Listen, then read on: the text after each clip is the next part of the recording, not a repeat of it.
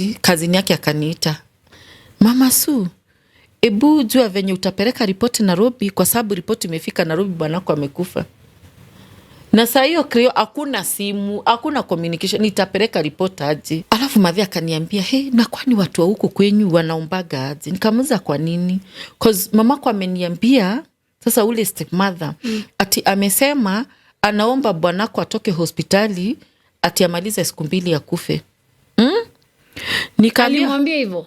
Nimebeba mtoto kwa mgongo, mwingine kwa mkono, na ni kazi ya kulima kwa shamba.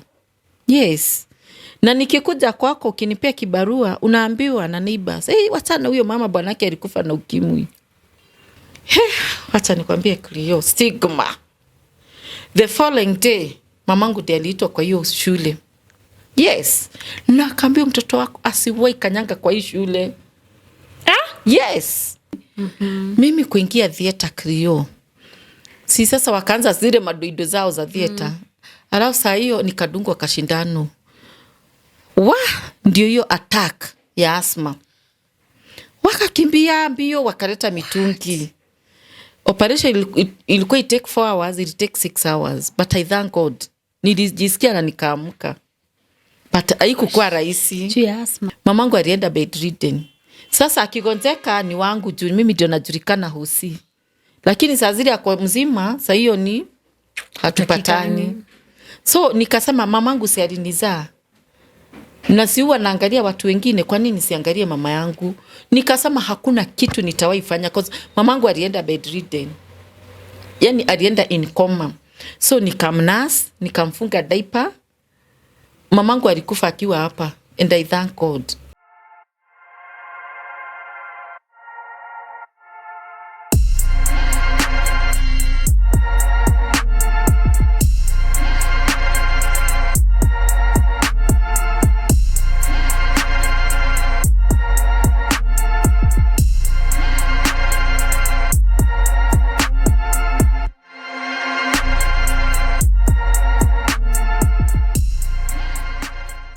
Guys, good morning, good afternoon, good evening, whatever time you're watching this. Guys, my name is Wanjiku Cleopatra. I am a young woman living with HIV and a very passionate advocate with regards to breaking stigma surrounding HIV. Guys, welcome back to my YouTube channel. If you're new here, please consider to subscribe.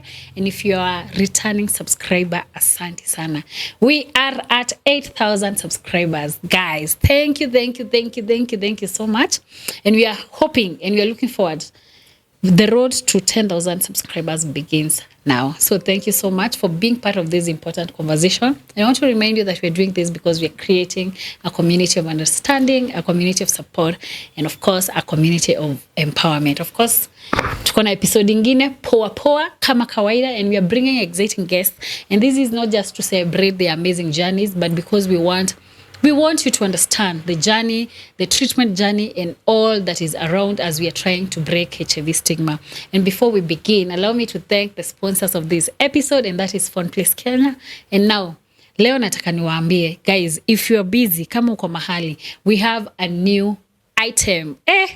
Ni item ama service. We have a website at Fonplace Care. Tumekuwa na website ya Fonplace Kenya, sasa tuko na website mpya ya Fonplace Care. And this is where you can just go. Unaangalia tu website, ukigoogle tu Fonplace, you go and click at the website and then you get all the services. Tumeka kama ni screen unataka, una type tu simu yenye unataka, you put the issue that it has, alafu una book that service. Please, I want to remind you that we are at Bazaar Plaza, iko Moi Avenue. Fonplace Kenya, iko Mezzanine, Unit 5. Fonplace Care, iko the same building, 4th floor, room number D2. So please come. All services, tuko na diagnosis, tuko na trading, tuko na lipa mdogo, kila kitu yenye unataka. And to remind you that Fonplace Kenya and Fonplace Care is the best and the most and the legit leading phones and accessories shop. So guys, without further ado, so our guest today has been here before, but kulikuwa na ish hapo, and you've requested that tumlete tena, and that's why we're having this conversation. And she's going to tell us, it's such an amazing story, and we want to hear her story. And I believe by the end of this episode, hautatoka hapa kama ujalan kitu. Tafadhali sindio? So let's start and karibu sana Lydia. Asante. Mam Lydia venye ndakuitanga, karibu sana. Asante. And thank you for honoring my invite once again. Please introduce yourself and uingie. Sitaki huku tulisema hatuulizi maswali, tunapiga tu story. Welcome. Asante sana. Kwa majina naitwa Lydia Kemunya. Mi ni mama, ni shosh. Yes. Anajivunia kuwa shosh. Yeah. Kuwa shosh ni baraka. Yeah. I'm a single mother. Yeah. But nilikuwa nimeolewa. Bwana akakufa. Kitambo. Niliachwa nikiwa msichana mdogo sana. I think I was 26. That is very young. Yes. Lakini Mungu naye ni nani? Nikangengana na mimi ndio huyo sasa. So story yangu ni ndefu. Yeah. Lakini tuisikize tu. Yeah. Let's start. So kwetu ni Kiambu, Ting'ang'a. Ndio nilizaliwa. Nikakulia huko, nikasomea huko. Nikatokelezea, nikaenda Nairobi kutafuta. Sasa ndio nilipatana na jamaa. Tukaoana. Na tukaishi vizuri sana. After kuishi, tukapata mtoto wa kwanza na niliolewa na mmoja. Alafu sasa tuka agree sasa niende nyumbani kwao ndio niende nikajenge. Wakati nilienda nyumbani kwao kulikuwa Murang'a. Na alikuwa yeye peke yake, hakuwa na brother ama sister. But wakati nilienda huko nilipata stepmother. On the process sasa I was pregnant. So nilikaa tu wiki mbili tu nikajifungua. So unaona sasa after kujifungua sasa ndio mzee alikuja, tukaongea na baba, akatuonyesha pahali pa kujenga na tukaanza kujenga. So wakati tulianza kujenga nikaambiwa mzee ni mgonjwa na ako Nairobi saa hiyo. So ulikuwa home peke yako? Nilikuwa home peke yangu sasa na stepmother. Okay. Na baba yake. Alafu nikiwa huko kulikuwa na mashida ambayo sikuwa naielewa cause unasikia tulikuwa na stepmother. Yeah. So wakati tuliambiwa sasa tulionyeshwa pahali pa kujenga, hapo ndio nilianza kuona tu issues tukitokea. Huyu mama ni kama hataki tujenge huko. So wakati wa kwanza bwanangu alikuja na unajua huko ni kwa mamilima. So ilikuwa ni lazima tuchimbe kwanza, tagwa kea, tuchimbe, alafu ndio tuanze kujenga. So wakati bwanangu alikuja on Friday na alikuwa sasa amepea vijana kazi, wafanye kazi on Saturday. Yeah. So alikuja Friday jioni, asubuhi akaamkia Saturday akaenda hapo kwa pahali tulikuwa tunajenga. Na tukiwa hapo huyu madhi alitoka akaenda kwa shamba kuchuna majani. Na huko maji tulikuwa tunatoa mtoni. So nikaona nimebaki peke yangu na niko na ball na yani nilikuwa tu peke yangu na watu walikuwa wengi wenye walikuwa wanakuja kunifanyia kazi. So nikaenda mtoni. Nikitoka mtoni huyu madhi akaniita. Akaniambia, Lydia, unajua hao watu sio watu wa kupikiwa chakula bila nyama. Nataka utafute nyama. Na juu sikutaka mambo mengi, nikaambia sawa nitatumana. Kufika kwa boma sasa nikapata auntie amekuja, sister ya baba yake. Ya bwanangu amekuja. Sasa amekuja sasa kunisaidia kazi. Nikiwa hapa nikamwambia venye nimeambiwa. Akaniambia basi enda uambie mzee wako. Nikaenda nikamwambia na akatumana nyama. Si tukaanza kupika. Alafu sasa wakati tunapika kazini yake pia akakuja kunisaidia. So tulikuwa tunapika na auntie na kazini yake. Yeah. Ikafika kitu saa 7. Sasa hiyo unaona sasa tumepika ugali mingi ya watu ya kazi, yes, ya mjengo. Ule madhi akakuja kutoka sasa kuchuna ile majani. Akakuja tukamserve. Sasa hiyo kwenda kuangalia watu wenye wako kwa kazi nikakuta hakuna watu. Ni bwanangu tu na kijana mmoja. Nilistuka. Na nilikuwa nimepika ile ugali mingi yani. What happened? Sasa tukaanza kujiuliza nini inaweza kuwa imehappen. hatukuelewa. But wakati mzee alitoka sasa kwa mjengo akaoga, akatokea kwa plot, akakutana na wale vijana. Wakamuuliza, wakastuka kumuona, kwani uko huku na tulikuwa tumeambiwa haukuji? Akauliza na nani? Akaambiwa tina mama yake. Sasa tukastuka, tukashindwa kwani kunaendelea aje? So after hapo auntie akaniambia, sasa hii kazi tutafanya hata kama bwanako hayuko. Mimi nita make sure nimetafuta watu na utaambia bwanako kwanza asikuje, kwa sababu hatujui kitu yenye inaendelea. So wakati auntie alitumana, alafu huyu kazini yangu kazini yake akaenda akaambia watu kwa church. By that time nilikuwa naenda full gospel ya huko. Unajua sasa nilikuwa mgeni huko, hata watu wanijui. Yeah. So wakati watu walisikia na walikuwa wanajua kijana amezaliwa peke yake, amelelewa na shosho yake. So watu walikuja wengi sana, mpaka ma neighbors wakavolunteer na wakaniambia hata watanilipisha kitu. Alafu hata food ni yao walitoa. So wakafanya kazi, wakatengeneza. Hiyo tu siku wakavolunteer wenye watatengeneza mbao za kujenga. Sasa hiyo bwanangu ako tu Nairobi, anasikia tu story venye, na ujue by that time hakukuwa na simu, so hakuna communication. Yeah. Sasa kama sasa nyumba imeanza na imeendelea kujengwa, mimi ndio nilionjeka. Nikaonjeka for 3 days, singetoka hata kwa kitanda. Sijui hosi ziko wapi, hakuna mwenye ananiuliza unasikia aje. Nikaona sasa nitakufia huko. Na wako tu kwa compound? Wako tu kwa compound na washughuliki. Mi nikatoka. Sasa venye nilitoka, nikiwa kwa barabara, sijui hosi iko wapi. Lakini nikajua nitaenda tu nikiulizia. Nikapatana na mama mwingine ambaye alikuwa anaitwa auntie pia na bwana yangu. Akaniuliza umeenda wapi? Nikamwambia naenda hosi. Hapana.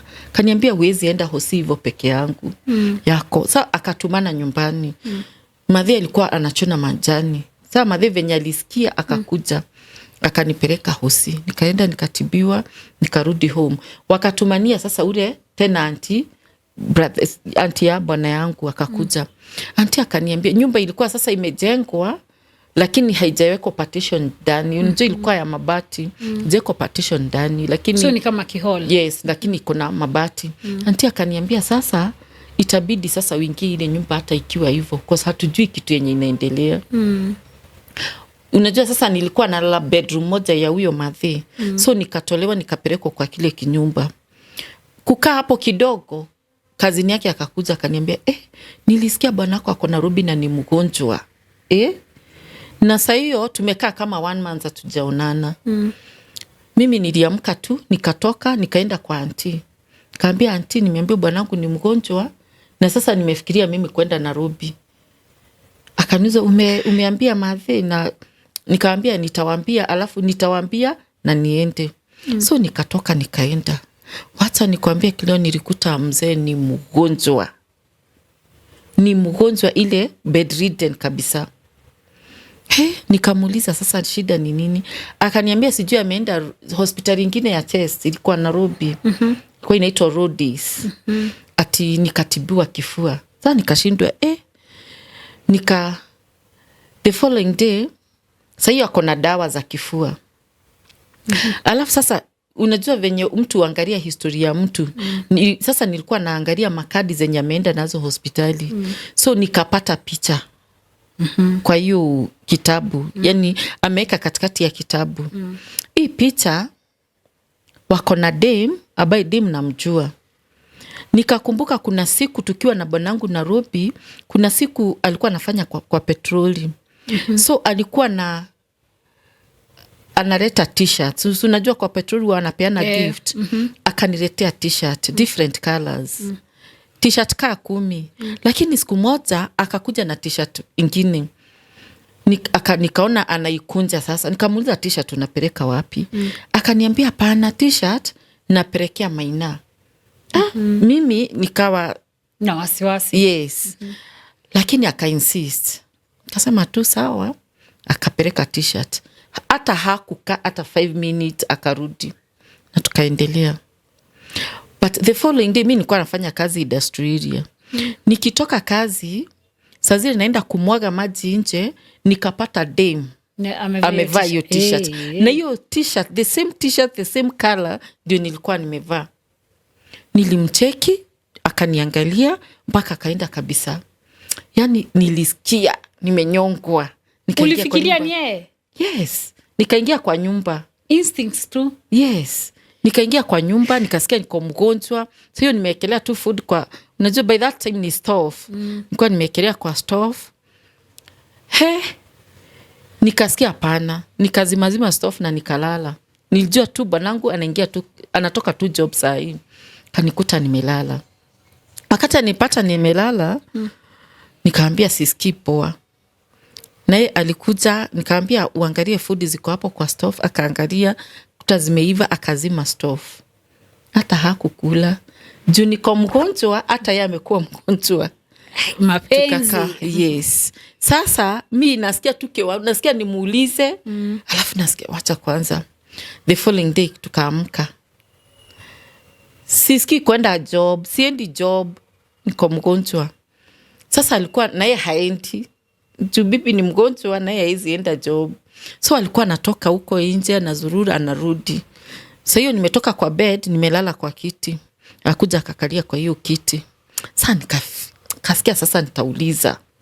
Nikamuuliza, sweetheart, ile t-shirt kwani ulipeleka wapi? Akaniambia kumbe wewe si mgonjwa. Kumbe t-shirt ndio inafanya ukue hivyo.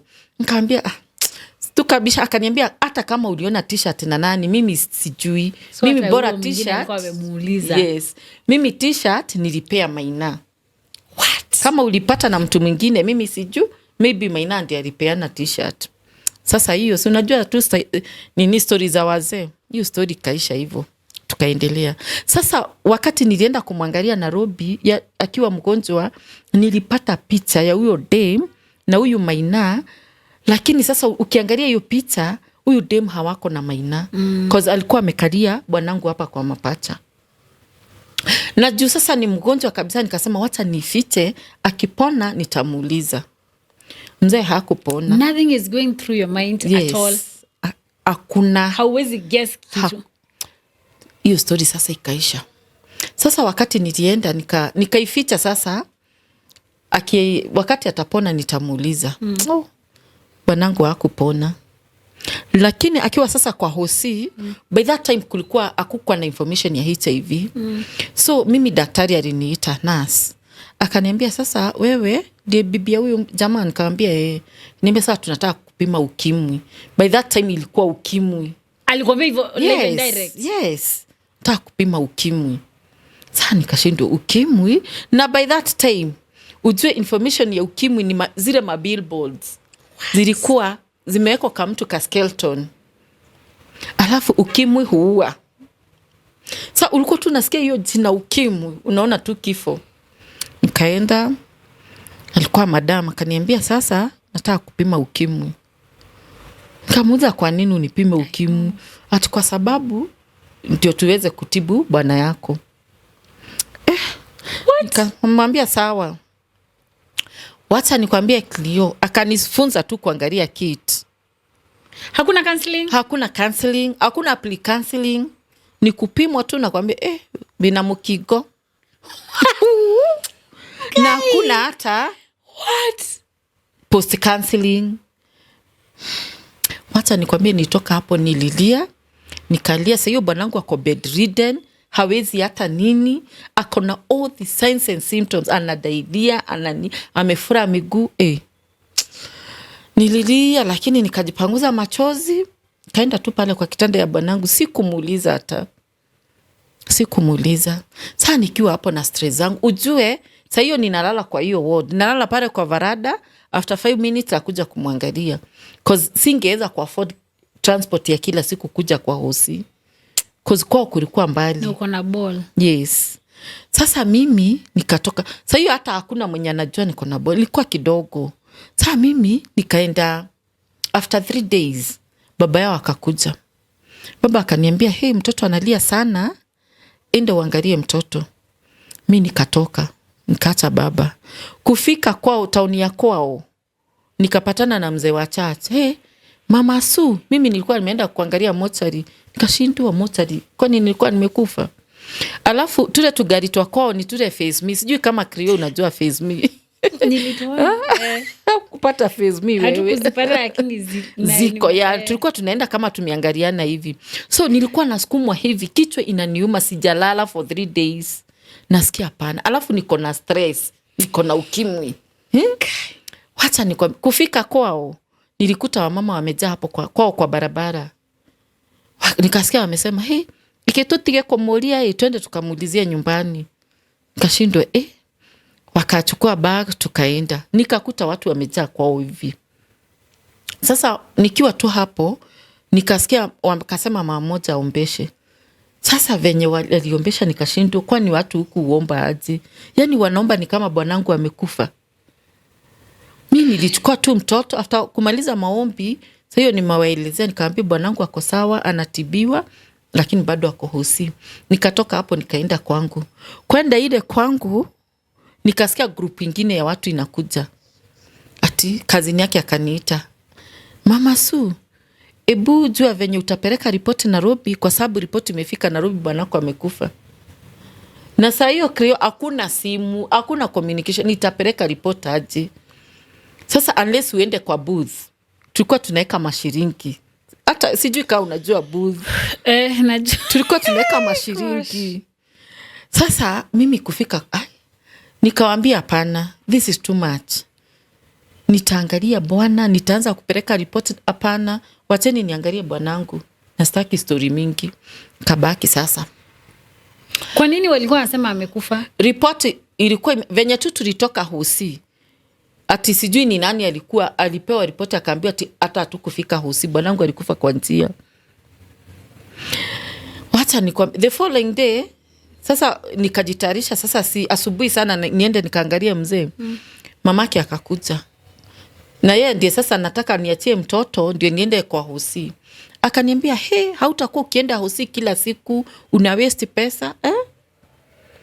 Nikashindwa sasa nitafanya nini? Hata siku mjibu. Nilichukua tu mtoto nikaenda kwa auntie. Nikamwambia venye nimeambia. Auntie naye akaniambia, "Sasa we wacha kwenda leo, tukae tuone venye itaendelea." Sasa mimi nikasema ni sawa. Nikarudi home. Nikurudi home the following day sasa nikiwa kwa nyumba yangu nikasikia mtu anabisha. Nikasema karibu. Kuangalia ni madhe mzazi. Ametoka all the way to Kiambu. Your mom now? Yes. Ametoka from Kiambu cause amepata ripoti bwanangu amekufa. Yaani alikuja akaanza kuniambia, fulani alikuja akaniambia bwanako amekufa. Sasa tumeshindwa, kwa nini hamtumani? Nikasema nimetumwa sasa nikuje nijue mipango iko aje. Yaani hata madhe nilikuwa tu nalia. Nikamwambia mimi hiyo sijui cause mimi najua bwanangu ako kwa hosi na anatibiwa. Nikamwambia sasa unless tulale leo tuamkie kesho twende hosi. Alikuwa hosi gani? Murang'a. Murang'a District Hospital. Sasa kutoka asubuhi sasa nikaamka mapema nikatayarisha food na tukatoka na madhi. Wakati tunatoka ule stepmother akaniambia, "Hii barua upelekee Fadhi." Alafu tukiwa kwa gari mimi nikaambia madhi, "Mimi na sense hii barua baba ameambiwa arudi nyumbani, mimi nibaki huko." Nikaambia na kama ameambiwa hivyo mimi sina shida, nitabaki. Si ni bwanangu, mimi nitabaki. Alafu madhi akaniambia, "Na kwani watu wa huko kwenyu wanaombaga aje?" Nikamuuliza kwa nini? Cause mamako ameniambia sasa ule stepmother ati amesema anaomba bwanako atoke hospitali ati amalize siku 2 ya kufe. Alimwambia hivyo? Nikaambia madhe mimi sitaki kujua na sitaki kufikiria mambo yao, nataka kuconcentrate na bwana yangu. Na ninaomba Mungu amponyeshe. Wacha nikwambie, tukafika hosi, tukakuta ako, nikatoa food, nikaanza saa zile tu nimetoa food naanza kumpea. A couple from Nairobi kakuja. Wakakuja kama wamestuka. Wakaniita, tukaenda hapo nje. Wakaniambia, "Liti, unajua tumestuka juu sisi tulikuwa tunaenda kwenyu nyumbani kujua bwanako anazikwa lini. Alafu kufika tauni ya kwenyu tukaambiwa umeteremka na mama yako tuwafuate kwa hospitali. So tunakuta bwanako ako sawa." Kaambia sasa iko hivyo, waambie wenye wanataka kuja kumuona wakuje wamuone ako. Wacha nikwambie clear, kichwa ilikuwa imejaa hivi. Kichwa ilikuwa imejaa hivi. Yani hata after hapo nikarudi home. Sasa Mathe akarudi na wale watu wa Nairobi. Kurudi home, the following day nikasema wacha niende kwa plot sasa ninunue food, ndio asubuhi nipike mapema nipelekee bwanangu. Kazini yake akakuja akaniambia leo ni mimi nitaenda, nitakuja kukuletea ripoti. Nikamwambia sawa. Na mimi nikafikiria wacha nibebe mtoto niende kwa plot ninunue food, nikuje nitayarishe, kesho nipike mapema niende. Nikaenda kwanza kwa auntie nikamwambia huyo kazi ndiye ameenda, so mimi nataka niende ninunue food, niende nijitayarishe ndio kesho niende mapema. Wacha nikwambie Cleo, nikiwa kwa plot na nunua food, ule Fathe nimeachia mgonjwa kwa hosi, nikamwona anaingia kwa ba. Mimi nilistuka, nikasikia miguu imeisha nguvu. Mama mwingine tulikuwa tunaenda naye chacha hapo akanotice, akakuja akachukua mtoto. Akaniambia hapana, wacha kujijazia, we enda uambie umuulize ni nini. Nikamwambia hapana, mimi siwezi. Kaniambia basi twende nyumbani. Kufika nyumbani, kufika tu kwa gate, nilipata nguo za bwanangu zote zenye nilikuwa nimepeleka hosi zimefuliwa, zimeanikwa. Leo mimi nilianguka tu hapo. Nikachukuliwa, nikapelekwa sasa kwa stepmother, kwa bedroom ya watoto. Kalazwa huko. Niko unconscious, sijisikii. Nikakaa, the following day nikaamka. Kuamka nilikuta wamama wachache wamenizingira hivi. Tukaendelea. Kulikuwa na vituko kwa maombolezi. Na saa hiyo hawataki. Ikafika sasa nikasikia ati burial ni Thursday. Saa hiyo tuko Tuesday. Yes. Lakini hakuna mtu aliniambia ati amepass. Mimi nilijijazia cause niliona nguo alafu the following day mimi venye niliamka nilikuta tent ya maombolezi. So mimi nikajijazia. Kwa nini hawakuambii? Hakuna mtu aliniambia. Sasa jioni yake sasa unaona sasa Tuesday jioni ndio sasa niliambiwa burial ni Thursday. Nikawauliza aziko Thursday na watu wetu hawajaambiwa. Na mama alikuwa hapa. Auntie yake akaniambia we cause huku kuna mambo mingi, we tulia, nitatumana nijue venye msichana wangu ako Nairobi ataenda kwenyu. Kaambia sawa. Hiyo tu jioni msichana wake akakuja. Nikamuuliza kwani haujaenda kwetu? Akaniambia sijaambiwa na mtu niende kwenyu. Kwani vitu zilikuwa zinafanywa aje? Nikaambiwa sasa, nikaita auntie. Nikamuuliza sasa msichana wako amekuja, mamangu atazikwa bila kujua? Bwanangu atazikwa bila mama kujua? Akaniambia hapana, huyo msichana wangu ataenda kesho. Sasa ni Wednesday. Aende kesho asubuhi na gari ya kwanza, aende achukue mama yako. Hiyo ndio ilifanyika. Mamangu tu ndiye alikuja kwa mazishi. Sasa wakati tulienda kwa mochari, hata walikuwa wamesema nisiende mochari, ati sijui nalia sana. Lakini baba mkubwa akasema lazima aende alie huko, akikuja atakuwa ametulia. Mimi kwenda mochari hata sikuona bwanangu cause mimi nilikaa kwa gari, sikujua akitolewa. Niliitwa tu niende nikamuone akiwa kwa sanduku. Sikufika hata kwa ile sanduku, nilianguka before. Venye tu nilianguka walinichukua wakanirudisha kwa gari. So tukaenda home, tukamaliza mazishi. Lakini unajua watu huongea kwa mazishi, alafu so watu walikuwa wanaongea wanasema venye bwanangu aliletwa akiwa katoto kadogo na babake akiwa amewekelewa huku kwa mabega, akaletwa shosho yake. Na kalikuwa 2 years. Na mamake mzazi ni alipotea, si ati alikufa. So bwanangu hakukuwa anajua mama yake. Hata venye niliita mama yake, ni Fathe alikuwa naenda analewa na kuja ananiambia kairetu kega mama wanyure etagwo Monica Wangari wa Sasa hapo ndio nishika jina. Nikaita mtoto wangu sasa mama huyo mwenye alipotea lakini simjui. So after hapo after mazishi kuisha, ule Mathe alisema hatutavuja komiti, mimi nitafanya hesabu kwenye kuna hasara nitalipa. Yeye ndiye alikuwa na kitabu, yeye ndiye alikuwa anachukua pesa. Sasa ikaisha hivyo. The following day mama akasema anarudi Kiambu. Tukamsindikisha, akaambiwa we enda, tutajua venye tutakaa na msichana wako. Sasa nimebaki huko peke yangu, nyumba sijamaliza. Fundi mwenye alikuwa anakuja kunijengea ni neighbor. Wakati alikuja kunijengea alikutwa huko na panga. Yes. Nyuma mama na dad. what? Yes. Na akaambiwa asiendelee kujenga. Sasa huyo fundi alitoka hapo akaenda kwa ripoti kwa chief. Tukaitwa tena kwa chief. Chief wa huko alijaribu kuwaongelesha, akamwambia kama mlikuwa mmependa mtoto wenyu, mpende huyu msichana. Ndiye aweze kulea hao watoto wake na ndio watarudisha mtoto wenyu. We, kutoka kwa chief hakuna mwenye alikuwa ananiongelesha. Sasa uko peke yako. Wacha nikwambie maisha ikakuwa ngumu. Nilikuwa naamka nafua nguo za watoto na mtoto alafu natoka, nilikuwa nashuka nywele, nafanya salon, naenda huko kwa plot kutafuta customer. Nitoke tu nyumbani. So auntie ndiye alikuwa anapika na niletea huko kwa plot. Juu hata kupika ilikuwa shida. Unajua sasa huko hakukuwa na stima, ni kare kanyithera. Unaona? Alafu mama neighbor ama wa kanisa wakisema wakuje tukeshe jioni ama wanikalishe jioni, unasikia mtu amekuja amezunguka nyumba ameshika koji ameenda. Hatujui wanatufikiria nini. Ilifika pahali neighbors na church wakasema hapana, huyu mtoto aende kwao ndiye aweze kulea watoto wake.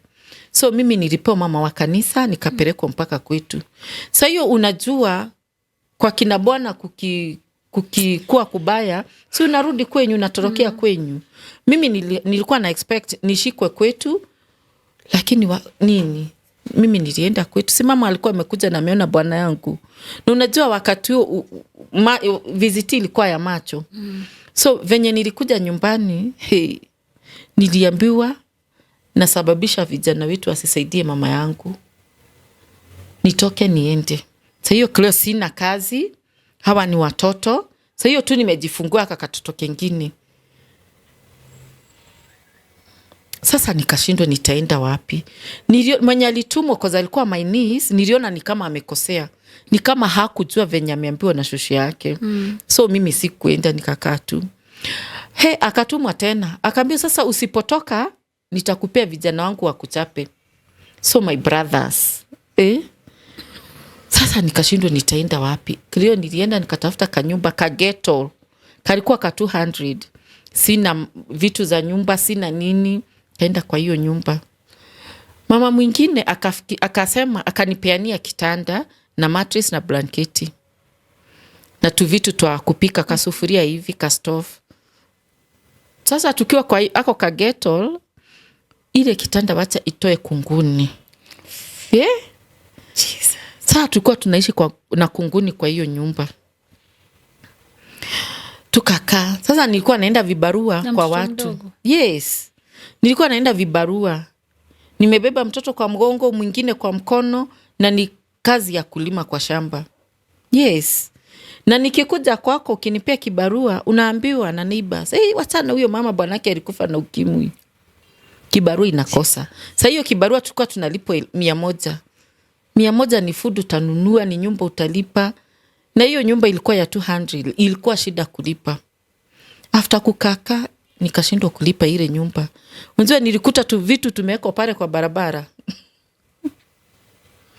Tena sasa nikashindwa nitafanya nini.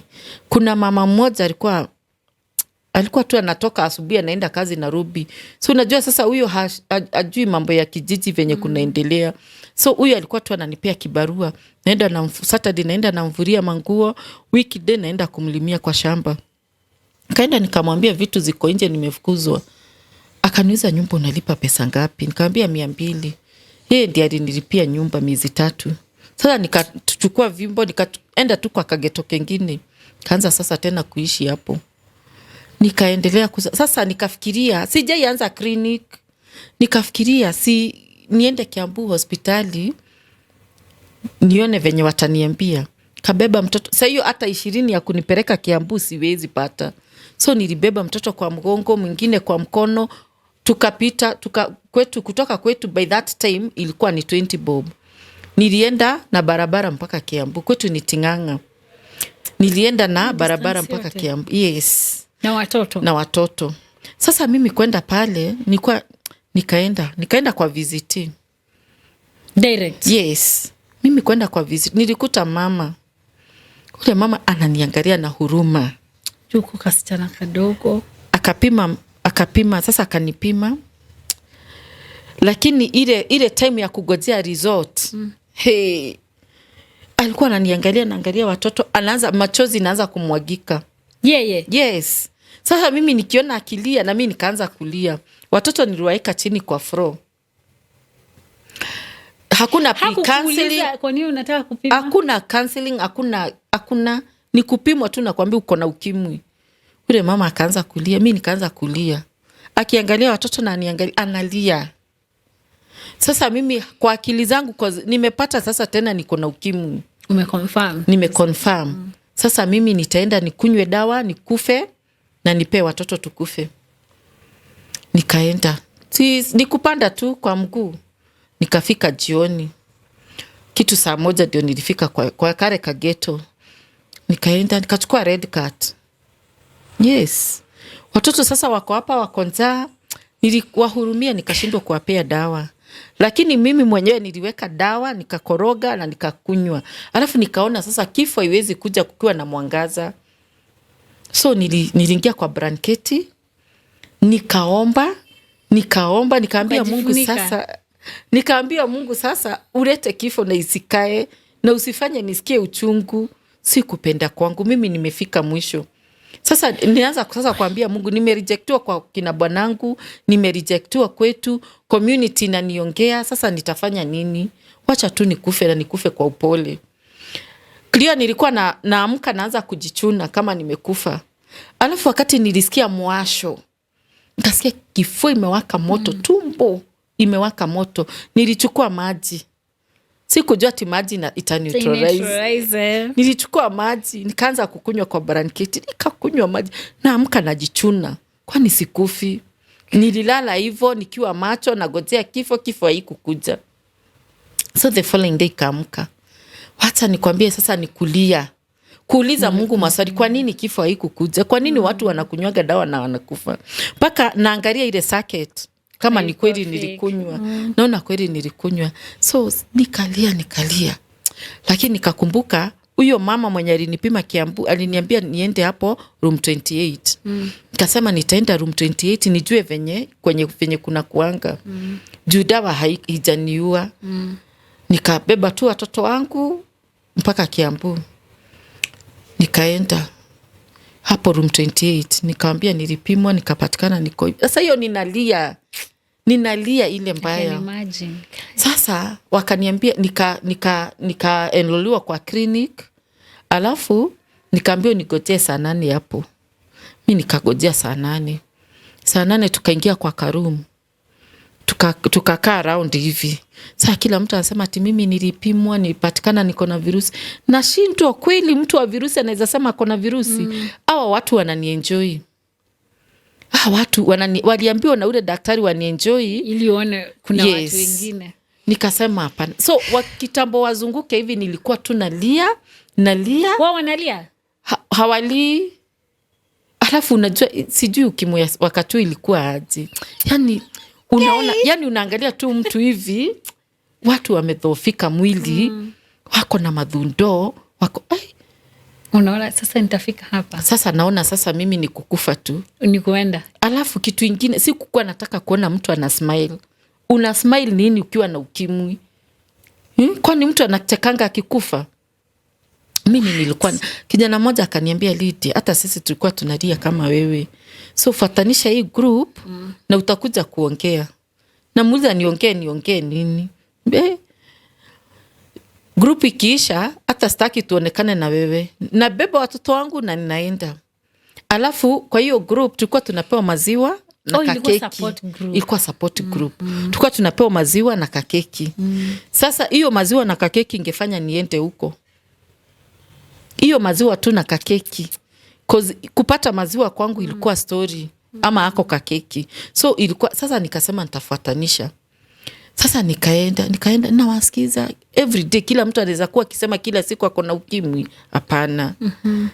Alafu sasa nikaanza kusikia. Sasa nikaacha kulia sana na wasikiza. Sasa hiyo hata sijawahi weza kufanya introduction. Sijawahi weza. Nilienda kama 5 times kama sijai sema hata jina yangu. Ni kulia tu. Alafu kitu ingine, nilikuwa naamini watoto wangu wako positive. Si nimewazaa nikiwa positive na sikuwa kwa dawa. Na by that time hakukuwa na program ya PMCTC. Yes. Unaona? So mimi nilizaa watoto na nikawalea kienyeji. Kawaida tu Yes. Na guess what? Hata sikuenda prenatal clinic. Yes, sikuenda. Nitoe wapi pesa za kwenda prenatal? So nikatoka after kukaa kwa hiyo group, nikaanza kufikiria na watu hawezi kuwa nadanganya kila siku. And it's kila the same people. the same people. Mlikuwa mnapatana kwa hosi. Yes, lakini unajua kulikuwa kunakuja wageni. So nikaanza sasa kwanza kufanya introduction, lakini story isipite hapo. Hata sisemi mimi ndo virusi introduction. Nikaenda hivyo. Tukaambiwa kuna support group ingine inaendwa hapo tu Kiambu town. Nyumba inaitwa Mapa House. Sasa tulikuwa tunatoka, ninaambiwa nikuje asubuhi twende hiyo ya Mapa House. Alafu saa 8 twende hiyo ilikuwa inaitwa Kidifa, Kiambu people fighting with HIV and AIDS. So hii akipewa ilikuwa na mama Kibonge. Alikuwa anaitwa Rose. Alafu anatuambia ati yeye ndiye alikuwa founder wa Kipewa. Na yeye anatuambia bado ako na virusi. Nikimcheki hivi na venye alikuwa amejaza na hapana. Huyu anatudanganya. Sasa tukaanza kufuatilia. Huyo ndiye alitupeleka workshop ya kwanza. I remember it was the year 2006. Ilikuwa ya public speaking. Wow. Sasa tukaenda a whole week, tulikuwa tunapewa 50 bob. Tunaingia asubuhi. Yes. Tunaingia asubuhi saa 2, tunatoka jioni. 50 bob. 50 bob, yes. Ya transport. Tulikuwa tuna sign by that time. Lakini hiyo 50 bob ilikuwa inanisaidia sana. Because nilikuwa natembea mguu, narudi mguu, hiyo sasa ndio sapa. Yes, ndio sapa. So after that workshop, sasa nilikuwa napeana testimony vizuri sana. Uliweza kuongea kwa workshop? Nilianza kuongea. Kutoka hapo, lakini uko tu na zile mauoga. But at least. Sasa tulikuwa tukisikia support group wapi, tulikuja mpaka Nairobi Kariobangi, tukaenda Kenwa, Kenya Network of Women with AIDS. Nikapatana na Assumpta Wagura. Lakini nilikuwa naona mimi kama ninaota. Hapana. Haiwezi. Alafu sasa hiyo unajua nilikuwa kasichana kadogo. So walikuwa wananichukua tu kama lakini ni kasichana kakona watoto. After hapo sasa ikaseme tukaanza ingine huko kwetu karibu sasa na kwetu Dumberi. Ilikuwa inaitwa Muungano wa Kerigoini. Sasa hao walikuwa wanasema wasaidia watu wa ukimwi. Tulikuwa tunaenda huko Wednesday. Ikasemekana kuna faction. By that time Zenga Karume alikuwa wa special program. Ndiye alikuwa MP wa kwetu. Sasa siku yenye faction ilikuwa ikasemekana Lydia juu anaongea vizuri kwa support group, yeye ndiye atapeana personal testimony kwa uwanja. Nitaambia mimi sijaiongereza watu wengi, nitaenda kusema alafu imagine naambiwa niende nikaambia watu niko na ukimwi. Yani before hiyo event ifike nilikuwa kama nimekuwa wazimu. Nilikuwa mpaka nauliza kila mtu anaongeaga aje in public. Lakini siku ilifika, mtu wa kwanza akaitwa. Nikaona ameongea vizuri, watu wameshangilia. Mtu wa pili nikaamka nikaenda na watoto wangu saa hiyo. Sikuwa nawaacha. Sijui nilitoa courage wapi. Nikawaambia mimi ndio Lydia, I'm HIV positive na mimi sitakufa na sitaacha watoto wangu yatima. Mimi nitalea watoto wangu na nitawasomesha na ninajua Mungu atanipea nguvu. Na ujue by that time asikuwa natumia ARVs. But CD4 count zangu zilikuwa juu. Nilikuwa nafuatanisha clinic, tulikuwa tunapewa Septrin peke yake. So wacha watu washangilie.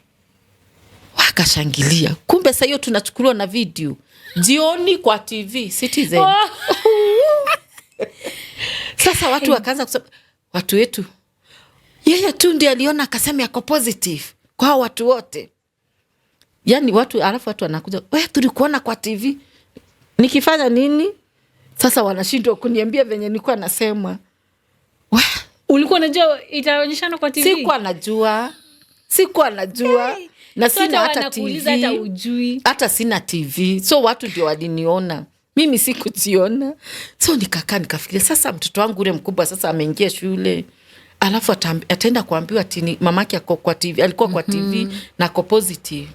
Nikafikiria niende kwa shule niongee na mwalimu waweze kumsaidia. Mimi nikaenda vizuri tu kwa headmaster kwa ofisi, nikamwelezea sasa mimi nimetokea public, nimeambia watu niko na virusi na hivyo ndivyo iko. So nataka msaidie watoto wangu, mtoto wangu in case. Kaniambia ni sawa, tutamsupport. Acha nikwambie Cleo, stigma. The following day mamangu ndiye aliitwa kwa hiyo shule. Yes. Na akaambia mtoto wako asiwahi kanyanga kwa hii shule. Yes. Asiwahi kanyanga kwa hii shule, hata meetings asiwahi kuja. Wewe sasa? Yes. Na ikawa ni hivyo. Sikuenda. Sasa mama akakuwa ndiye anaenda. I remember sasa unaona sasa mimi nikakaa nikasema kama nimetokea public sitarudi nyuma. Kama nimekunywa dawa nikufe na sikukufa, maybe kuna ile kitu Mungu anataka na mimi. Nikajijaza na nikasema sasa sitairudi nyuma na niliregret kwanza kutokea public. Lakini sasa venye niliona nilikunywa dawa sikukufa. Sasa mimi nimetokea public. Sasa nilikuwa na choose which is which. Nikasema mimi sitawahi rudi nyuma. Alafu nikasema kama hawakunikubali, kama wangenikubali singefika pahali nimefika. So maisha ni yangu na ni yangu peke yangu na watoto wangu. Na kama Mungu alikataa kunichukua, wacha nikae kwa Mungu. Ni focus na Mungu, niachane na watu. Na from that time nikaanza kuwa na nguvu ingine sijui ilitoka wapi. Nikaendelea sasa ilikuwa tukisikia mtu ako bedridden tunaenda kumtembelea, tunaenda kumuongelesha jikubali. Kwingine tunatukanwa, kwingine hata tunaitwa waizi. Stigma ilikuwa juu. Tukikuja kwako, sasa hiyo unajua hujui kitu yenye tunataka.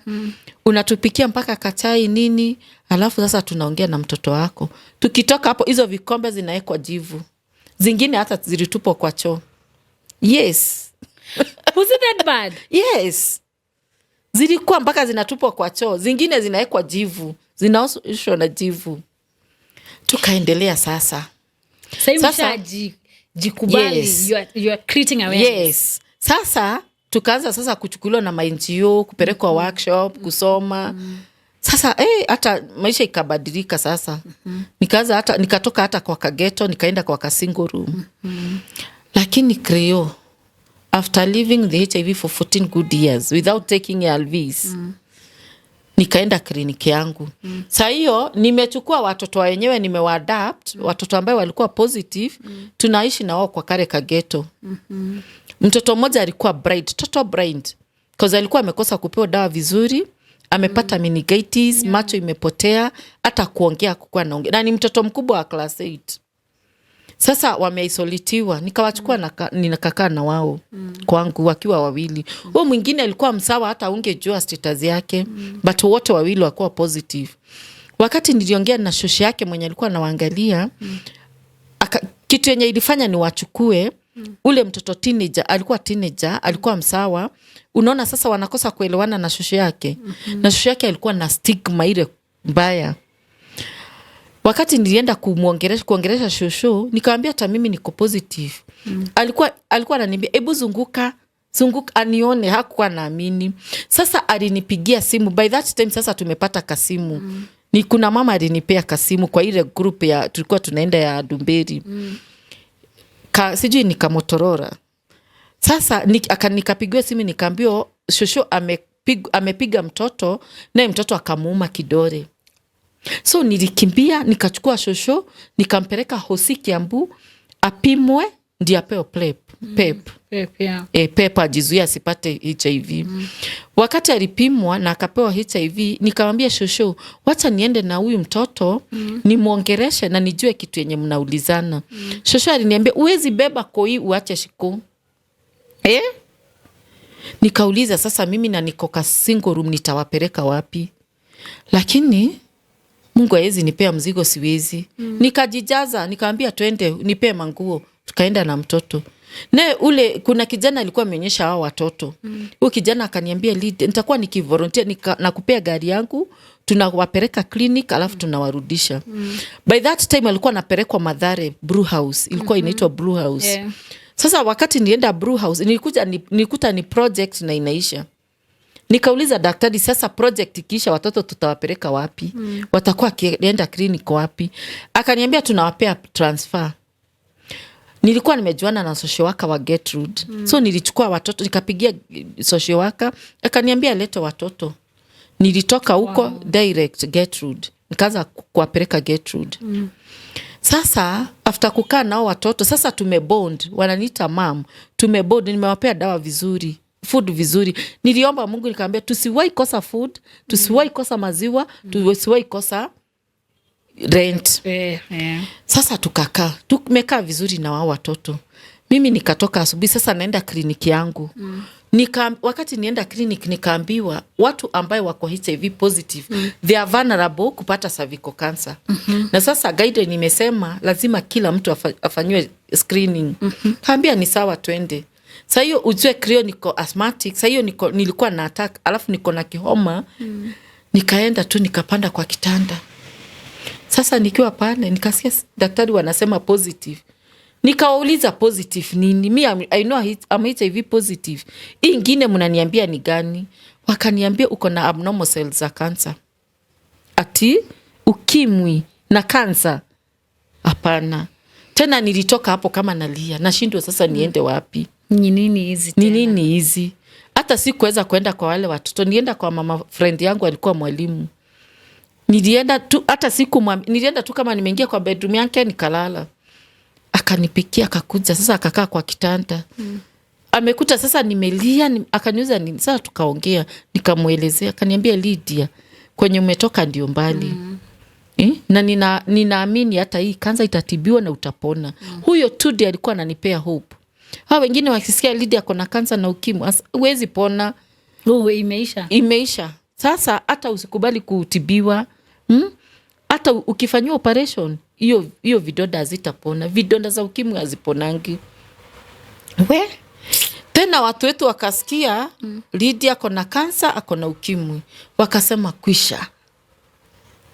Wakasema kwisha. Walitumana wakasema sasa nilitumaniwa kwa mama mwingine, my step sister alikuwa nurse. Sasa nurse ananielewa kidogo. Kuja akaniongeresha, akaniambia sasa imesemekana urudi nyumbani. So nilirudi nyumbani nikakufie huko. Nikashindwa sasa hawa watoto nitawapeleka wapi? Siwezi enda nao kwetu nyumbani. Sasa ilibidi niwadanganye. Wacha niwarudishe twende kwa shosho tukatembelee shosho. Wakati tulifika kwa shosho nikawaambia naenda workshop for 2 weeks alafu nitakuja kuwachukua. Juu hawange kubaki. So niliwaacha hivyo na sitaacha watoto peke yao. So niliwarudisha hivyo kwao. Nikarudi sasa nikapaka nikarudi kwetu. Kurudi kwetu stigma. Home sasa. Home. Nakwambia nilikuwa nikitoka tu hivi nakuta hata food sipewi. Hakuna food. Kwa nini? Si wamekula na wamenimalizia. Sasa hiyo nimeanzishwa dawa za ARVs ndio niweze kutibiwa kansa. Nagojea biopsy itoke. Sasa hiyo nimepimiwa biopsy, nagojea biopsy itoke nijue what next. Nikagojea biopsy after 1 month. Biopsy ikatoka niko na cancer stage 2. Nikachange hospitali, nikaenda Kiambu hospitali. Sasa madaktari walikuwa wananijua. Sasa nikachange ile hospitali nilikuwa na nilipimiwa, nilifanywa screening, nikaenda Kiambu nikawaelezea. Wakaniambia after kukaa wakanipigia simu wakaniambia kuna madaktari wamekuja Kiambu wana offer free services za cervical cancer. Za cancer nikaenda. Wakaniambia watanirudia biopsy. Nikarudiwa.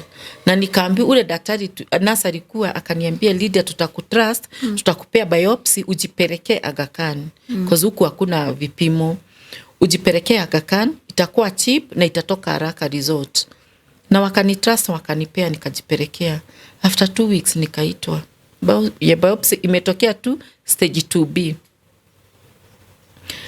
Sasa nikashindwa nitafanya nini. Alafu ukisikia tu cancer unaona sasa it's very expensive. Yeah. Pesa nitatoa wapi?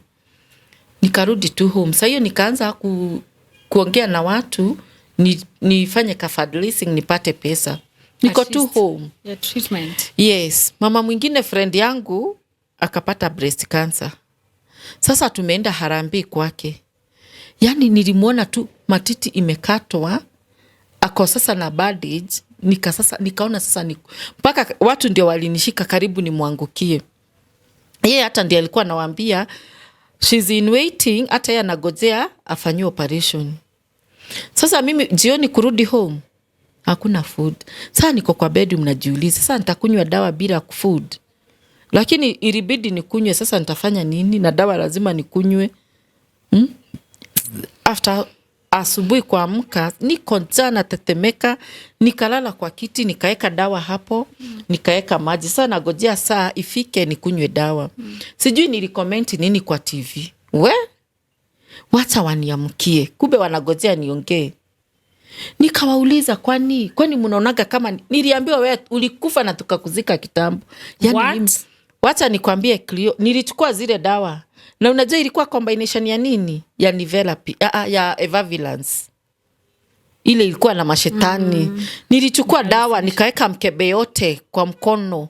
Nikachukua maji na nikameza. My second daughter akaanza kupiga nduru. Sasa hapana, afadhali wakati tulikuwa tunakaa prot, mama hajaifika hapo. Mimi mwenyewe nikarealize nimefanya vibaya, nikatoka. Sasa nazunguka hivi niende kwa step sister, huyo nurse. Nikakuta msichana. Na kumbe na yeye sistangu amesikia, amepitia jia chini na mimi nimepitia juu. Nikaambia msichana wake, mimi nimekunywa dawa sasa nikufa. Akaniuliza, auntie, na wewe ndio huwa unatupea hope. Kwa nini nikaanguka na nikasirai hapo. Nikakuja nikachukuliwa nikapelekwa Kiambu hospitali. Daktari wote walikuwa nasikia Ridi ameoverdose ARVs, wanakataa. Wenye walinipeleka hosi wamekuja mpaka na mkebe wanawaonyesha. Nikaadmitiwa. Sasa nikaadmitiwa kwa ward, nikakaa for 2 weeks. Daktari wote wakakuja kunifanyia counseling. Na wakaniambia, Lydia, usiwahi fika hapo tena. Ukiona sasa kumezidi toka uende. Sasa kufika hapo after 2 weeks nikadischargiwa. Unajua uzuri Mungu amenipea roho mzuri sana ya kusamehea. Na sasa ninarudi tu kwa ile boma, nitaenda wapi? Nikarudi na sasa tukaanza tena kukaa. Hata naongelesha tu vizuri. Ikasemekana sasa siku ikafika ya fundraising. Ndio sasa watu wamesikia umekunywa dawa. Wanaona sasa unataka kukufa. Watu hawakuja vizuri, but at least nilipata pesa za kutibiwa. Nikapelekwa St. Mary's Lang'ata, huko ndio nilienda sasa kutibiwa huko kansa. Na huko unaenda asubuhi sana. Nikaenda, nikaona gyno, kaambiwa nipimwe CD4 count, zikakuwa ziko sawa. Sasa nikabook theater. Siku ya theater nikapelekwa na my brother na my daughter. Sasa tukaenda St. Mary's Lang'ata. Wakati nilipelekwa, yes. Wakati nilipelekwa huko, sasa nikaadmitiwa, nikaachwa huko. Mimi sasa niliita Mungu, nikamwambia sasa ni mimi na wewe. Nakwambia niliomba yangu yote.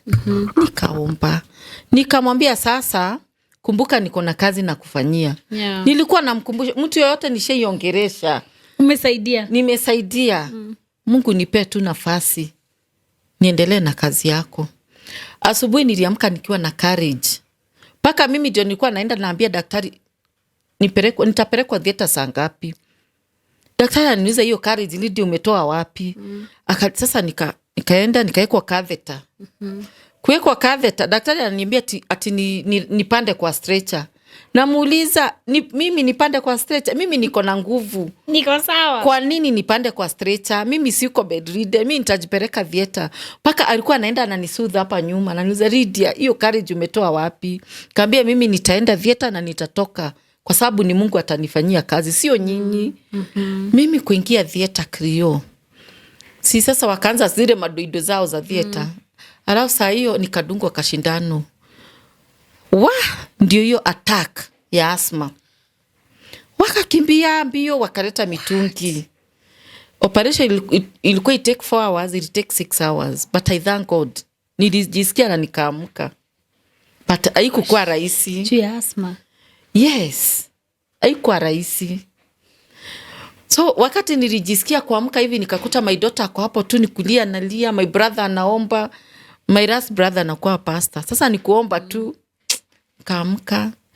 Wacha nikuambie Mungu naye ni nani. After 3 days, mimi nilikuwa najitoa, natoka, naenda kwa choo, natoka hata nje. Sasa, nikadischargiwa, kaenda home. Home ni ile tu stigma. Si walidhani nitakufa. Wacha nikuambie, hata walikuja, sijawahi nimelazwa hospitali, nilikuwa naolazwa hospitali sana juu ya asthma. Sijawahi pata mtu wa kunilipia bill. Nilikuwa nalazwa hosi na ninapelekwa na strangers ama najipeleka najikuta nimeadmitiwa. Mpaka daktari umekuja na nani? Naadmitiwa. Ninakaa huko for 1 week, 2 weeks, nakosa mtu wa kunilipia bill, naanza kushughulika na wagonjwa huko, kuwasaidia, mpaka macho ananiambia Lydia utaishi hapa. Ananipeleka kwa wakubwa wa hosi na review bill. Not once, not twice, not mara mingi sana. Lakini hiyo siku nilitoka kwa theater. Hiyo Sunday walikuja wote kuona kama nimekufa. Yes. Na nasemaga hivyo kwa sababu unajua venye unaenda kwa ward kuona mgonjwa unampelekea hata Cameroon. Walikuja mkono tupu. Na wakakuta niko. Sasa nikatoka kwa hosi nikaenda home. Ile tu stigma. Ile tu hata unanyimwa food. Lakini mimi nilikuwa tu najua na nilikuwa na nguvu ile lazima nipone. After hapo wakaona sikufi. Nikapewa kageto. Kwetu nyumbani. Kageto. Kwenu home? Kwetu home. Hakana stima. Akaja sementiwa chini. Tulikuwa tunapikia nyuma yako kageto. Mvua ikinyesha hatukuli. Hapo ndio nimelelea watoto wangu. Nikawalea nikiwa hapo, naenda kibarua nakuja tunapika, kukinyesha hatukuli. Kwetu. Nitakuonyesha hako kageto, hata nakuaga nako hapa kwa simu. Nilikapia picha na sitawahi vuta hiyo picha. Kageto. Nikakaa 2017.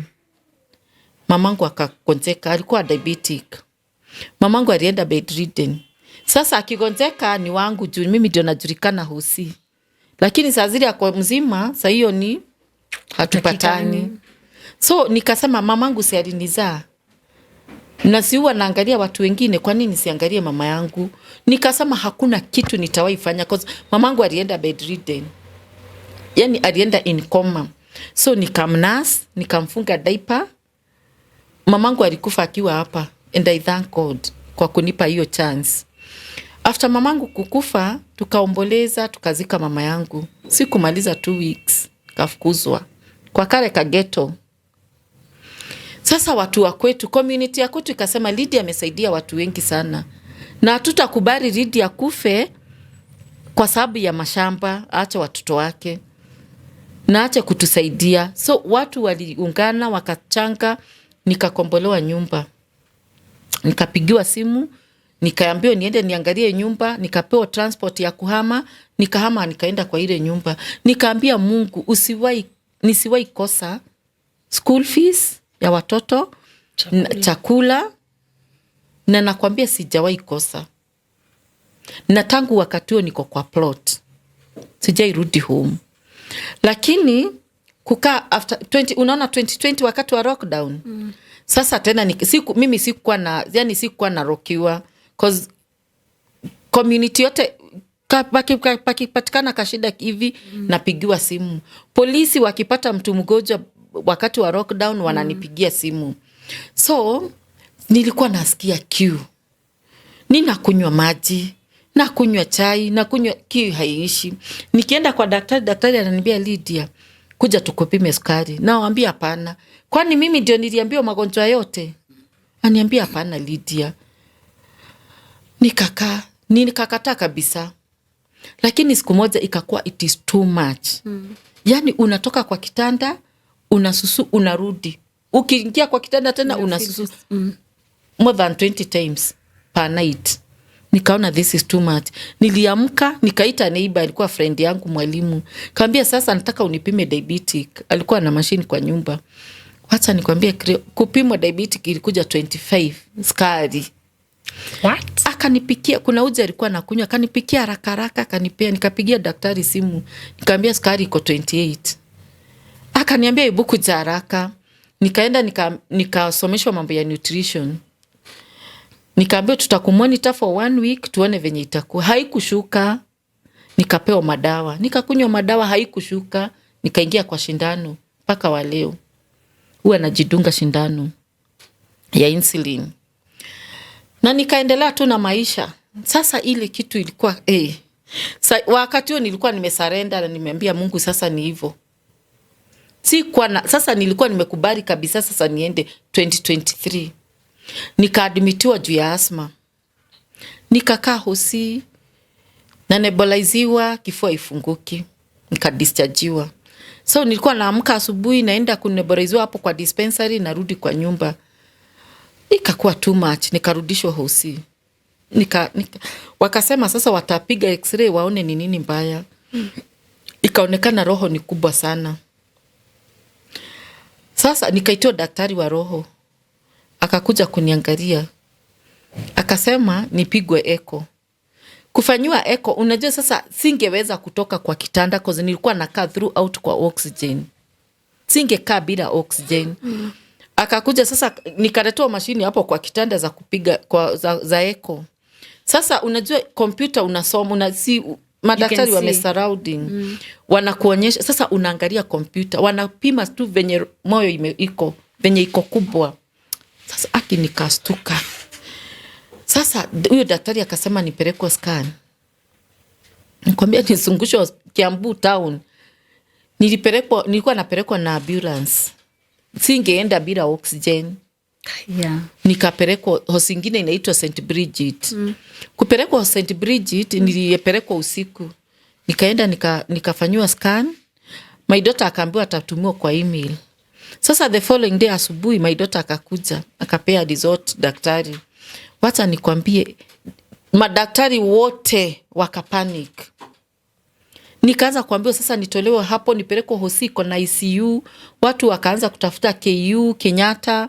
Lakini ule daktari akasema, neurosurgeon, akasema nipelekwe Kiambu kwa zako within Kiambu, atakuwa akinionia Kiambu. Hosi yenye nilikuwa ni just opposite Kiambu hosi. Do you know nilivukishwa kuvuka tu barabara kuingia Kiambu hosi.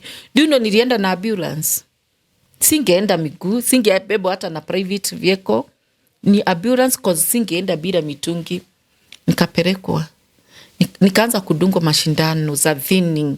Zilikuwa 4 kubwa na unadungwa kwa nyama. Nilikuwa nakaa kuchomeka. Nikadungwa. Sasa hiyo nikadungwa for 1 month. Uko ward? Yes. Yes. Nakwambia nilikaa 2 months. Sasa nikasemekana sasa ni dischargiwe na dawa. Alafu nikaambiwa sitawahi acha dawa za crot cause dawa za ARVs unakumbuka za zamani zilikuwa na side effect mbaya sana. Kuna zingine nilitumia zikanipea varicose veins kwa miguu. Yeah. Varicose ambayo ni mbaya sana. Unaona? Sasa crot ilitoka hapa kwa mguu ikakuja kwa lungs. So lungs zikijaribu kupaf zinasukuma moyo ilikuwa inaonekana ikiwa kubwa. So from that time niko kwa dawa, natumia dawa. Na kuna test huwa nafanywa kila mwezi. Na haitokangi vizuri but still nakunywa dawa. Alafu nikafungia sasa kwenda kwa shamba, lakini saa zingine najikutanga tu nimeenda. Nikafungiwa kwenda kwa shamba, nikaambiwa nikidungwa na kitu juu ya hizo dawa, hiyo bleeding haitaisha. So huwa na make sure yes na huwa sasa najaribu sana kujizuia nisigwaruzwe na kitu. Nisikuwe na cut. So na survive na hizo dawa na nashukuru Mungu kwa sababu mimi ndio niko. mimi ndio niko so na manage HIV, na manage asthma, cancer ni survivor, hiyo iliisha na ikaisha kabisa. Diabetic niko nayo, clot niko nazo, lakini nashukuru Mungu, si unaona niko tu sawa. And here you are. Yes. Si huyo ni Mungu. Huyo ni Mungu. Huyo ni Mungu. Huyo ni Mungu. Jesus.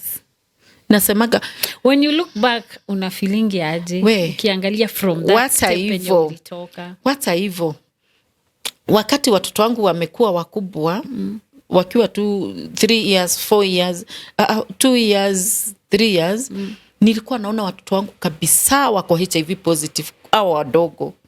Nilikuwa naona kabisa cause sikuenda prenatal. Niliwanyonyesha. Alafu unajua shida ni mbaya. Ako katoto kangu kadogo kalikuwa malnutrition. Makamasi ilikuwa iishi. Hata saizi kanasemanga. Nywele ilikuwa brown kabisa. Shida. Sasa ikasemekana lazima wapimwe ukimwi. Wacha nikwambie sijawahi ona giza mchana. Siku niliwapeleka clinic ati wanaenda kupimwa ukimwi.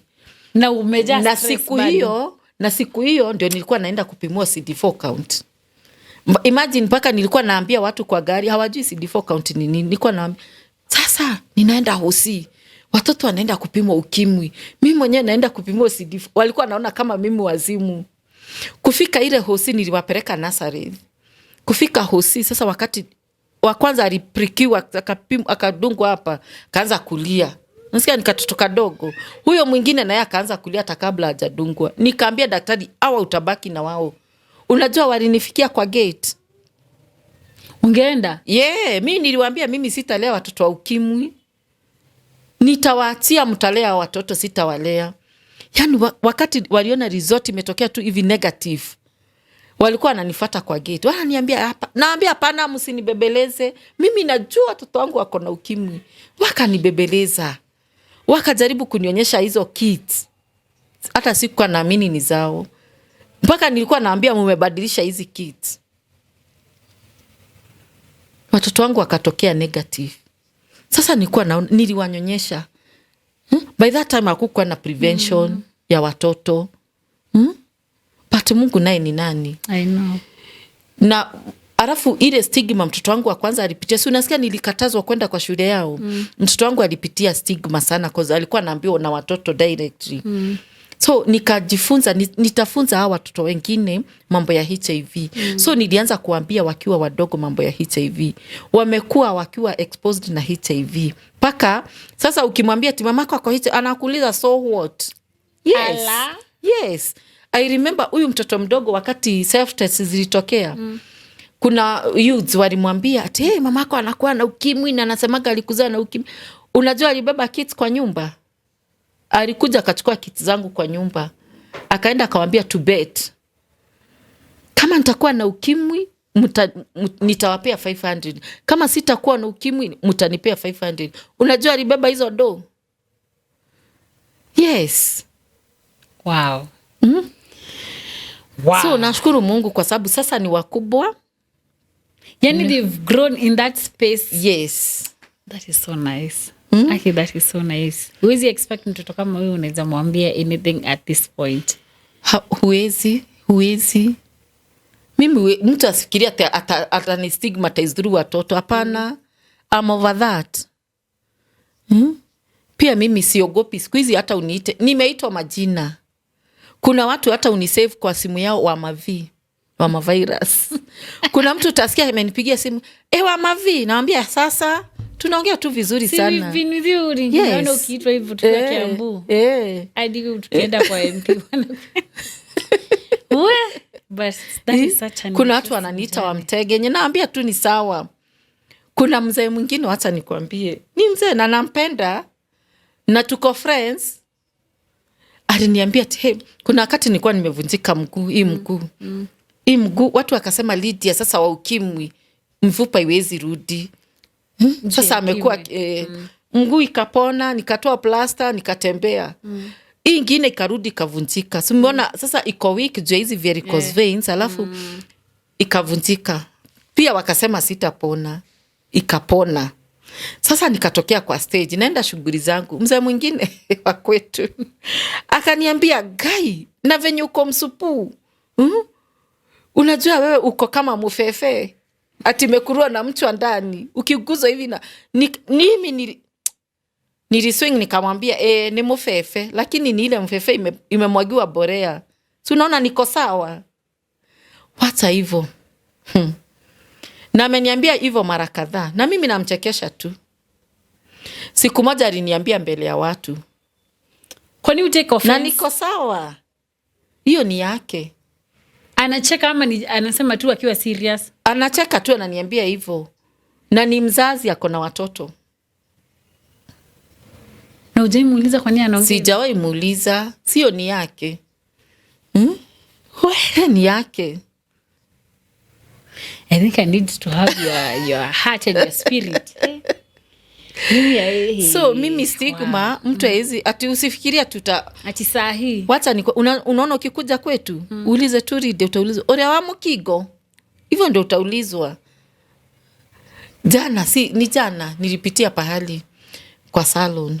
Huyo mama ni friend yangu.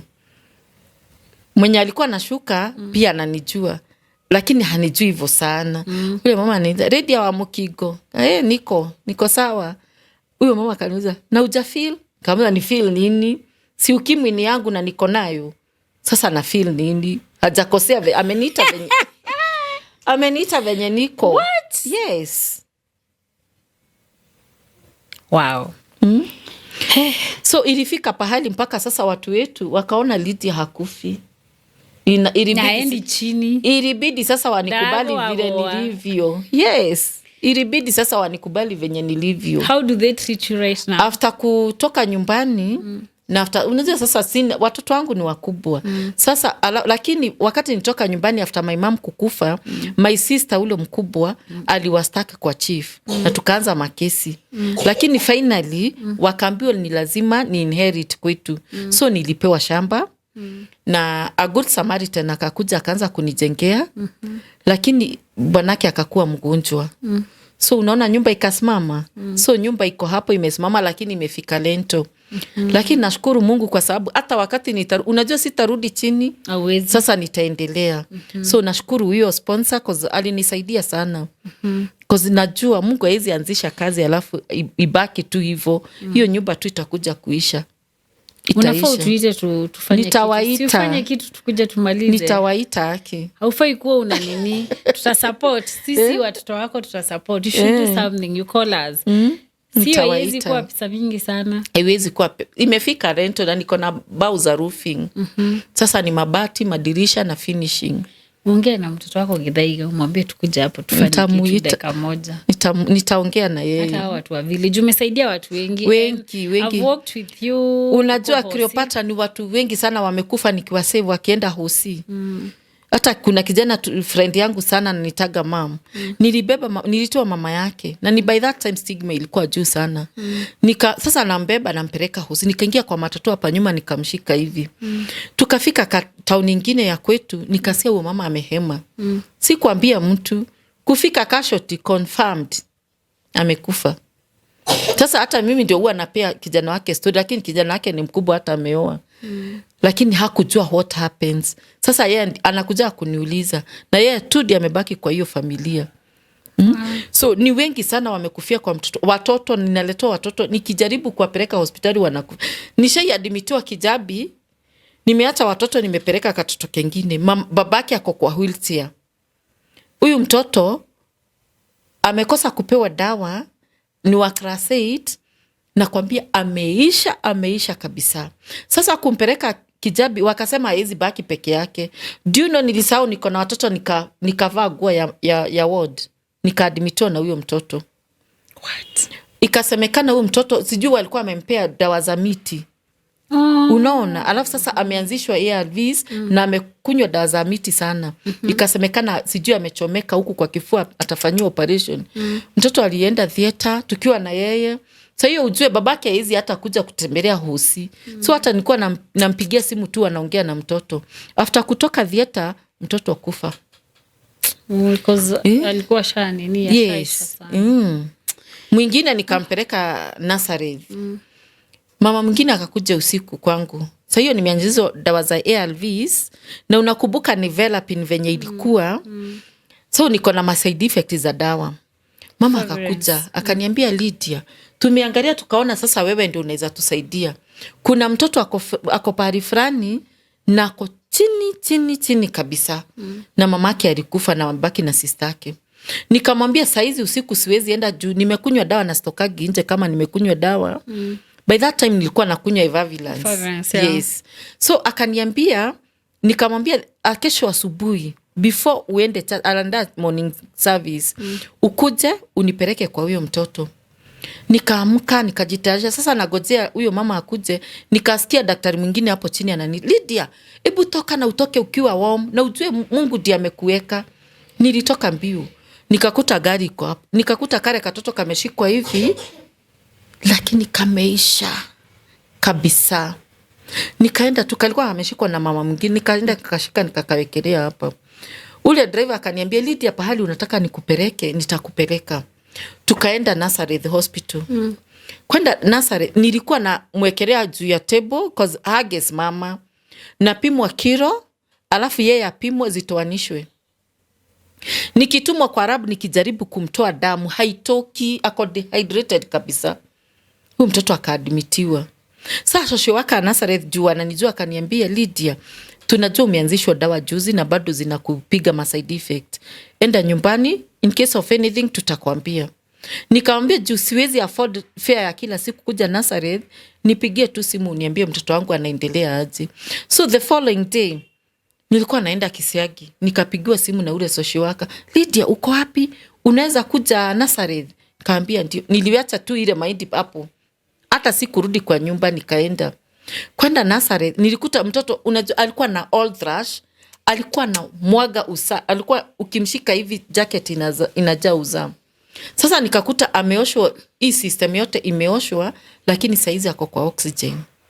Nikakaa hapo, nikaambia daktari, kwa sababu nitakosa magari, wacha nirudi home, in case of anything uniambie. Sikufika home. Nikapigiwa simu, nikaambia mtoto wako ameenda. Hiyo kitu ilinipiga hata sikuweza kwenda mazishi ya huyo mtoto. Niligonjeka ile mbaya. Mpaka watu walienda mazishi wakakuja kuniangalia kwa nini sikuenda mazishi. So it have been a journey. Lakini nashukuru Mungu.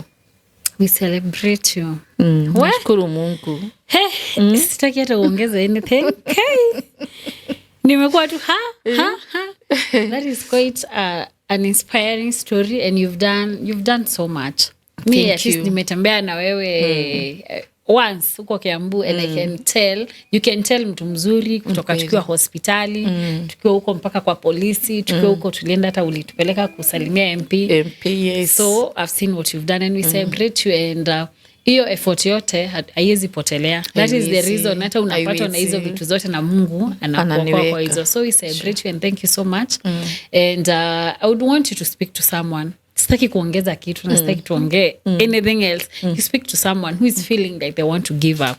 It might si lazima ikuwe ati ni juu ya ugonjwa, si juu ya nini, but so many things and we see right now people are going through so many things. Vitu zina happen, watu wako na stress, watu wako na mental health issues, but I would want you to speak to someone who is at the brink hivi of giving up and let them know that there's nothing that you cannot overcome. Sure. Yeah. Okay. Wewe ambaye hapo unasikia umefika mwisho, haujapitia yale Lydia amepitia. Ningetaka kukuambia bado kuna Mungu there is God of another chance. Kama ni Lydia ako hapa, hata wewe unaweza amka na uendelee na maisha. So don't give up. Kitu ingine ningeongelesha ule mtu anaokupanga ati kupimwa. So watu hawajai isha fear ya kupimwa. Ni vizuri uende ukapimwe. Ni vizuri uende ukapimwa mapema ndio best. Upimwe, ujijue, uanze dawa na maisha itaendelea ikiwa sawa. Juzi tu niliandika kwa Facebook. Unajua watu wanaonaga kama sisi ambaye tuko very strong hatuchokangi. Unasikia kazi yenye ninafanya? Si mimi ni mtu lazima nitachoka. So niliandika nimechoka, Mungu nipe nguvu. Kila mtu alikuja kuniambia ati nisi give up. Sasa hata mwingine nilikuwa nawauliza kwani mimi ni mtu na si kusema ati nime give up, nilisema nimechoka, which is human. Yes, nimechoka na si kuchoka ati kwa sababu niko na virusi. Si kuchoka, maybe ni kazi nilikuwa nimefanya sana nimechoka. Cause kusema niko na virusi si kusema ati tusifanye kazi. Tunajifanyia kazi, tunajitunza, and that's why unaona tuko hivi. So huyo wewe mwenye ambaye unapitia, wenye unaona umefika mwisho, hiyo ndio mwanzo yako. Simama na miguu yako, uombe Mungu na kila kitu itakuwa sawa. Yes. Wow. Thank you so much for being here and for sharing your story and of course for honoring my invite the second time. And of course sasa tunaitreat hii ni mara ya kwanza. Hiyo ingine ishapotea. Nitakuita tena because I would want us to talk about PMTCT. At least you've been there. You've done that. Naweza taka to have you issue because we realized the plan was to end AIDS in children by 2027. That is next year. But it's very unfortunate that mpaka sahi bado watoto wanazaliwa wakiwa positive, and I think that is something that we need to discuss. I will invite you and thank you so much once again. And of course guys, to all, if you're here, you're watching this sahi hapa tumefika, thank you so much for being part of this important conversation. And if you're still watching this without subscribing, I want to remind you and to request you that please consider to subscribe. And to the sponsors of our episode today, asanteni sana, that is Phone Place Kenya, and we are reminding you that right now we have a new service and our website is up for Phone Place Care. And what you need to go to do is just enda tu hapo Chrome ama your browser tu and you click Phone Place Care na utapata our website where you can check all the services that we have. Kama ni simu unataka kutengenezewa, it's the screen, you just type the phone service yenye unataka, kama ni battery, kama ni screen, kama ni the back, utapata price and then you make your order and then simu tunaweza kujia penye huko, tutakujia, unatengenezewa na unaletewa. I want to remind you that Phone Place Kenya, we are located at Meza at Bazaar Plaza along Moi Avenue. Hapo Bezalin, that is where we have Phone Place Kenya, and then Phone Place Care tuko the same building, 4th floor, D2. Karibuni sana, and please visit us because we have the most legit. Tuko na lipa mdogo, tuko na lipa pole, save and then uchukue later. We have trade-in for all phones. We have even added inaitangwa aje warrant, extended warrant for all iPhones. Na zile simu zenye una feeling kama uwezi pewa hazikuangi na warrant, tuko na Google Pixel, tuko na Nothing phone. We have everything that you need. And the last but not least, we do not sell phones only.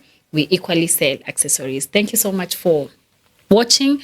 Please subscribe. We are headed to we are at 8,000 subscribers. We are almost 10,000. Please be part of this important conversation. And thank you so much. Until the next one. Bye.